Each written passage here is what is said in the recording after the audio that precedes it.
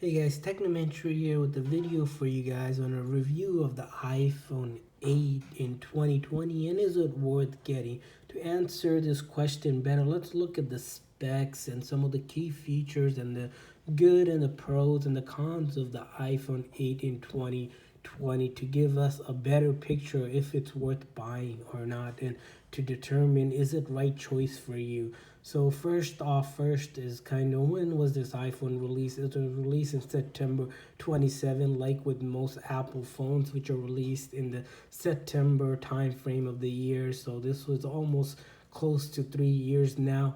The display, as you can see here, is a 4.7 Retina HD with True Tone, and the storage that you can get on these phones right now is 64 and 256 gigs as well, which you can check out in the about page here. This one's a 64 gig one, but for the first time it comes with the 256 for the iPhone. Current day the iPhones are able to have storage of 512, so if you're looking for a bigger space this might not be the phone for you, but 256 still is a lot of space, as I found out when I used those models.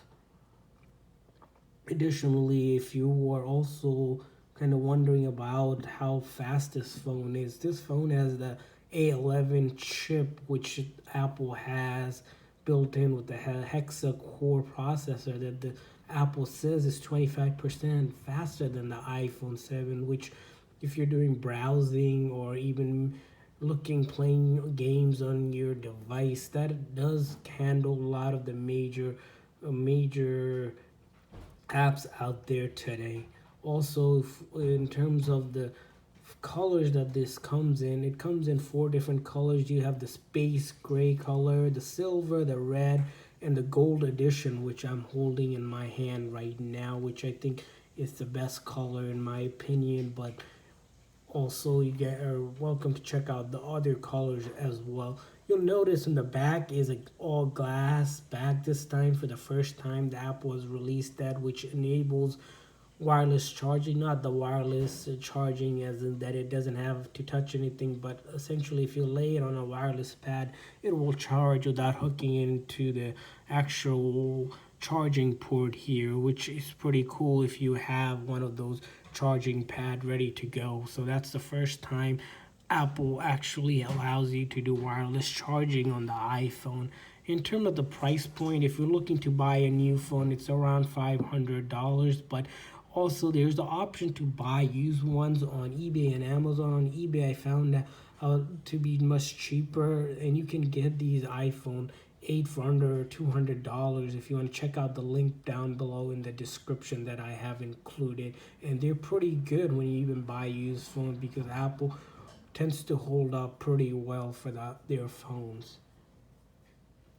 Also, let's talk about the physical condition of the phone. So right now the iPhone 8, as you see, I have a small hand, so it's pretty easy to kind of hold in my hand. It does have a nice gesture to hold. The iPhone 8 Plus I also held it in my hand. It's a little bit bigger, so if you have a bigger hand I recommend looking at the iPhone 8 Plus, but for my hand it's pretty simple to hold, as I can touch and do everything with my single hand. Even if you're texting, you don't have to use both hands. Sometimes with the bigger phones you do have to use that.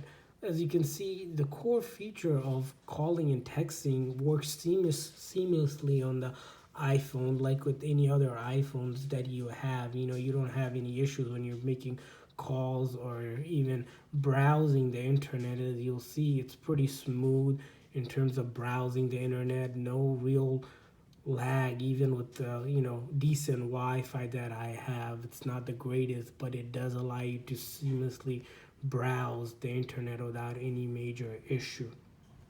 Let's also talk about the home button. So iPhone 8 and the 8 Plus are the last generation of phones that you can actually have the home button with the Touch ID, which gets replaced with Face ID and gesture, which surprisingly works well on the newer iPhones than the Touch ID and seems to be a bit faster. But you cannot, if you are kind of looking for the legacy home button, iPhone 8 and the 8 Plus would be your last set of phones that have that. Also, let's talk about the display, which is the 4.7 Retina display, as you see right here, which is pretty crisp, I think, in terms of the display itself. But there's one aspect called body to screen ratio, which determines how much usage space you have for your iPhone, which for the iPhone 8 for the 4.7 screen, that's 66% of the iPhone compared to the 83% and up on the iPhone 10 and above. And if you're a Samsung user, that's the Samsung S10 has to 87% body to screen ratio. That's just to give you guys an idea because they're all touch phones, which, with the top and the bottom screen here, as you can see, it's about 20% less on the iPhone 8. So if you're looking to do that comparison, let's talk about the camera. So the rear camera has 12 megapixel with autofocus and optical stabilization for the iPhone 8. The front camera has 7 megapixel with video recording capabilities up to 30 frames per second and face detection as well with high dynamic range, but doesn't support Face ID authentication that you would find on iPhone 10 and above.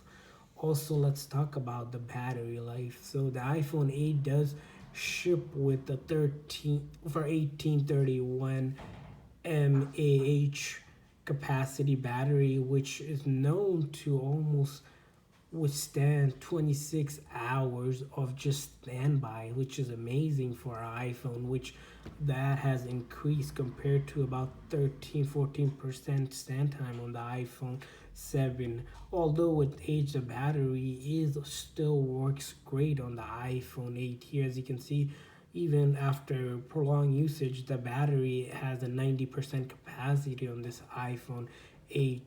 So that is great for the life of the battery. Usually you want the battery to be 80% or more. Also, now let's dive into the actual usage of apps, right? So most of the time, you're using your phone for social media, which if I open up Facebook here, I'm not logged in, but you can see these apps open up pretty quickly. Snapchat, you have your TikTok, which seems to work without any kind of major issue. As you see, loading up TikTok videos works smoothly. If you use Visco, Instagram also works smoothly without really any issues. Now let's talk about gaming. The gaming on iPhone 8 works flawlessly, as well as I use some of the games. Some of the heavier games that do have a lot of graphics might show a slight bit of lag, but if you're playing Minecraft, pubg, or any of those games, they also work smoothly. As you can see, when I open up games here, they work pretty flawlessly as well. Even games with a lot of graphics and resource. Initially, when it opens up, it does take some time, but then it does kick off and works really well. Even if you're playing simple games such as Subway Surfers, things of that nature, they work pretty well without any kind of real issue.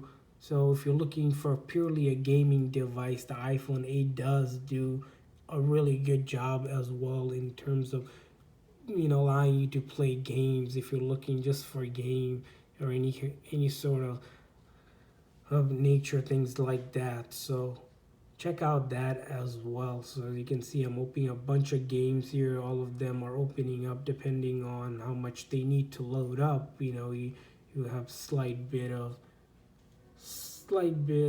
loading time in the beginning, but once you open it up, it's ready to go. Also, if you're looking for it to be something to stream videos like on YouTube, as you see, I open up the YouTube tab. Once you open it, it starts loading the video without any real major issues. If I click here, see the ad loads up without any lag or anything, which is pretty good, considering this is the iPhone 8. See, all of this opens up really well. If you watch, any streaming in services like Disney Plus, again, works well as well, that I found out.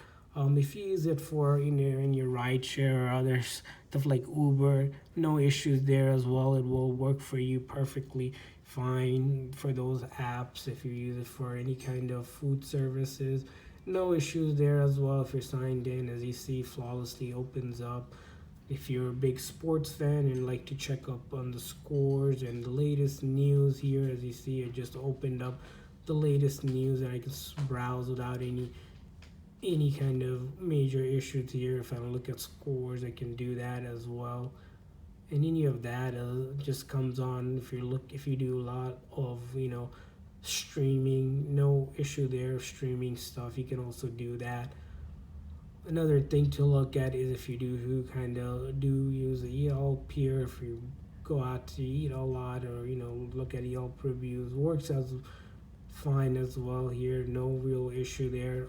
If you're doing shopping on Amazon or eBay, make sure to check out the link down below in the description. I included to some of the cheaper phones out there, but usually those apps, as you see, they fire up without any issue as well. If you're looking to do that, all of that kind of pops up right away. If you do any sort of also music streaming apps such as Spotify, Pandora, as you see, I'm opening those up, no real issue. Radio apps, also Netflix here, if you're doing if you do a lot of Netflix watching, as you see, opens up, no issues there. Productivity app, if you're looking to do meetings on Zoom or Skype, any of those apps will work well because you have the front facing camera. So as you can see, finally, if you want to take a final look at, is the iPhone 8 worth it buying? In my opinion, I think it's still a great phone that competes with the newer phone in terms of its hardware, camera, app capability, and support that will last for a couple more years to go. So if you're looking to buy an iPhone 8, check out the link down below in the description. And thanks for watching, guys, and make sure you smash that like and subscribe button for more future videos.